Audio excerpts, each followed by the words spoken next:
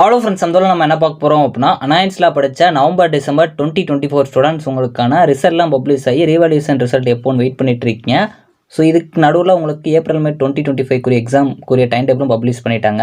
So இப்போ November December 2024 நடந்த ஒரு சம்பவம் பற்றி பார்க்கலாம். ஸோ அதாவது இது ஒரு ரியல் இன்சிடென்ட் தான். ரிசல்ட் மாறி திரும்பவும் சேஞ்ச் ஆகிருக்கு. அதை பற்றி பார்க்கலாம். ஸோ இது ஒரு அவேர்னஸ் மாதிரி வீடியோ தான். ஏன்னா எல்லாருமே கண்டிப்பாக தெரிஞ்சுக்கோங்க. மேபி உங்களுக்கு இந்த மாதிரி நடந்துச்சுன்னா இதை நீங்கள் எப்படி ஹேண்டில் பண்ணணும் அப்படிங்கிறத பார்க்கலாம். ஸோ அங்கே வீடியோக்குள்ளே போகலாம். ஓகே ஃப்ரெண்ட்ஸ், ஃபஸ்ட் எடுத்து பார்த்தீங்க அப்படின்னா அனாயன்ஸில் படித்தா நவம்பர் டிசம்பர் 2024 ஸ்டூடெண்ட்ஸ் உங்களுக்கான ரிசல்ட்லாம் பப்ளிஷ் பண்ணியிருப்பாங்க. ஸோ இந்த ரிசல்ட் பொறுத்த வரைக்கும் பார்த்தீங்க அப்படின்னா எல்லாருக்குமே நீங்கள் பார்த்துருப்பீங்க. இதில் மார்க்ஸ் கம்மியாக இருந்துச்சு, இல்லை சாட்டிஸ்ஃபேக்ஷனில் அப்படின்னா ரீவால்யூஷன் போட்டிருப்பீங்க, ஃபோட்டோ காப்பி வாங்கி செக் பண்ணியிருப்பீங்க. ஸோ இதே மாதிரி ஒரு இன்சிடென்ட் நடந்திருக்கு. ஸோ நம்ம சப்ஸ்கிரைபரில் ஒரு ப்ரோ இதை கண்டிப்பாக எல்லாருக்குமே சொல்லுங்கள், எல்லாருக்குமே யூஸ்ஃபுல்லாக இருக்கும், ஒரு அவேர்னஸ் மாதிரி கொடுங்க அப்படிங்கிற மாதிரி சொல்லியிருந்தாங்க. ஸோ அதனால் இந்த வீடியோ பார்க்கலாம்.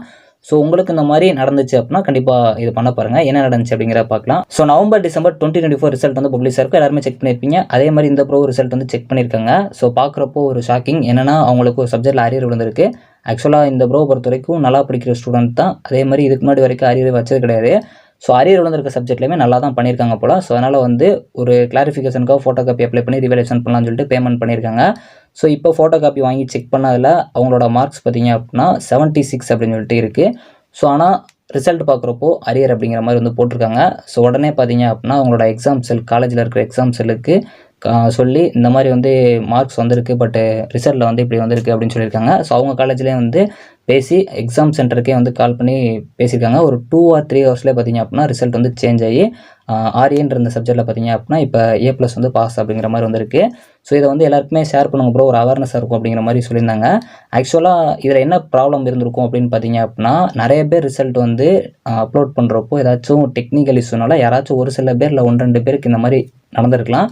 டேட்டா பேஸில் அப்லோட் பண்ணுறப்போ அந்த டேட்டாஸ்லாம் கொஞ்சம் ஸ்லோவாக இதாக இருக்கலாம், இல்லைனா பேக்கில் ப்ராசஸ் ஆகிறது கொஞ்சம் லேட்டாக டிலே ஆகி உங்களுக்கு ரிசல்ட் ஷோ பண்ணியிருக்கலாம். இதனால் இந்த மாதிரி டெக்னிக்கல் இஷ்யூனால ஏதாச்சும் இந்த மாதிரி ப்ராப்ளம் வர சான்சஸ் இருக்குது. இதை எதுக்கு நான் இப்போ சொல்கிறேன் அப்படின்னா, சப்போஸ் நீங்கள் நல்லா எழுதியிருக்க சப்ஜெக்டில், அதாவது 1 or 2 மார்க்ஸ்னால் மேக்ஸிமம் உங்களுக்கு தெரிஞ்சிருக்காது.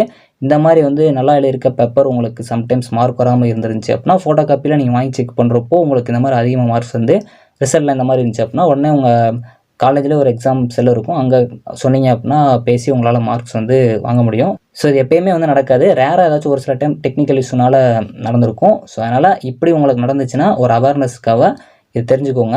ஸோ எல்லோரும் கண்டிப்பாக யூஸ்ஃபுல்லாக இருக்கும்னு நினைக்கிறேன். இது மாதிரி வேறு ஏதாச்சும் உங்களுக்கு ரியல் இன்சிடென்ட் நடந்துருந்துச்சு அப்படின்னா மறக்காமல் கமெண்ட் பண்ணுங்கள். ஏன்னா நிறைய பேருக்கு இந்த மாதிரி ப்ராப்ளம்ஸ் ஃபேஸ் பண்ணுறப்போ எப்படி ஹேண்டில் பண்ணணும்னு தெரியாது. இப்படி இருந்துச்சு அப்படின்னா கண்டிப்பாக நீங்கள் போய் உங்கள் காலேஜில் எக்ஸாம் செல்லில் பேசுனீங்க அப்படின்னா நீங்கள் கிளியர் பண்ணுறதுக்கு நிறைய சான்சஸ் இருக்குது. ஸோ இந்த வீடியோ கண்டிப்பாக உங்கள் ஃப்ரெண்ட்ஸ்க்கும் ஷேர் பண்ணுங்கள். தேங்க்ஸ் ஃபார் வாட்சிங்.